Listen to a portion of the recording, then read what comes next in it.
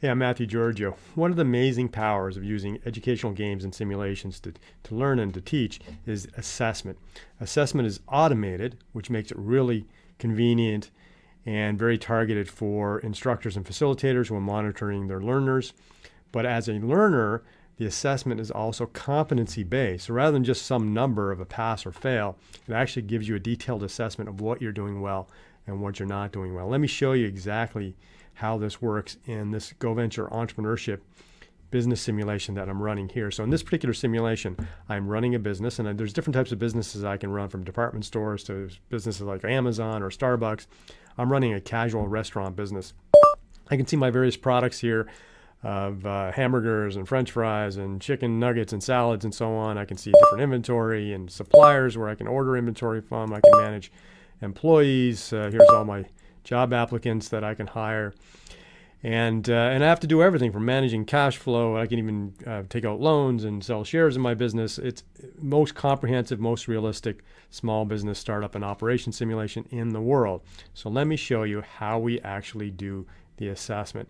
So as you're playing the simulation, everything you do is tracked and monitored and measured. Here's what we call the performance report looks like. So if you want to gauge your performance overall, you can access this report, which is the same report that your instructor or facilitator would have access to.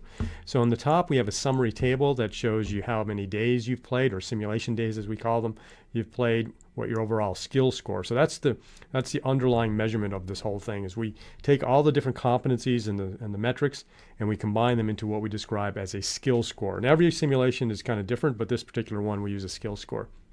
We can see our financial numbers here: our revenue, expenses, cost of goods, net profit margin, and our health. And health means actually our simulated physical health, because if we're working too hard and things are happening to us, it actually impacts our health. So that's another reason why this simulation is so realistic, as we take into account things like that. This next table shows us a summary of our location. So one of the cool things about this simulation is you can actually franchise your business into multiple locations. So you can track how well each particular location is doing using these top line financial numbers. Now let's get into the meat of this, the skill score. So our skill score, we actually have a percentage from 0 to 100. And then we also give you a star rating, just because people are so familiar with star ratings these days. It's a nice summary way to see how you're doing. And notice now we have about 10 different metrics, high-level metrics, and then sub-metrics under those, in which we measure your performance. So we've got finance and leadership and sales, marketing, operations, and employees. And so then if we look at finance, we measure your profit and your profit per day, your revenue per day, your profit margin.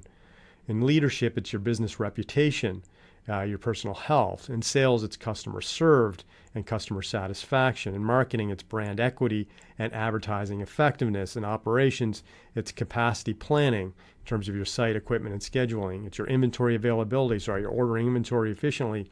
Are you spoiling too much inventory? And your employees, it's morale, productivity, and turnover rate. And you'll see each one of these metrics is measured and scored, and then ultimately gives you a summary, a 0, 1, 2, 3 star review, but then also an overall score, which leads into your skill score. As I scroll further down, you can see I have access to business reports. So myself as a player or my instructor or facilitator can bring up detailed financial reports and take a deeper dive in any particular area of the business. Like here we have a balance sheet, we have income statement or P&L, we have cash flow reports, everything and anything a real world business owner would need to help them be successful is in the simulation. But this is the power of learning through simulation. It's not just net profit. It's much more than that. It's all about the balance of your business and all the areas that you can try to be successful at. And one of the other challenging things about real world business, as it is in our simulation, is sometimes there's always a drawback, right? There's a consequence. So, if you try to maximize your financial profitability, it might actually negatively impact things like employee morale, because maybe you're not paying enough for your employees, or enough attention to your employees, or helping them in what they need, or maybe your operations, you're not taking care of your operations well and capacity planning.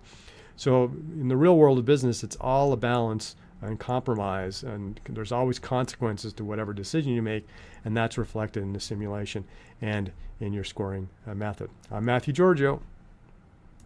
businessXP is the fastest and most inspiring training ever invented for future business leaders and entrepreneurs. Discover game-based experiential learning at business-xp.com.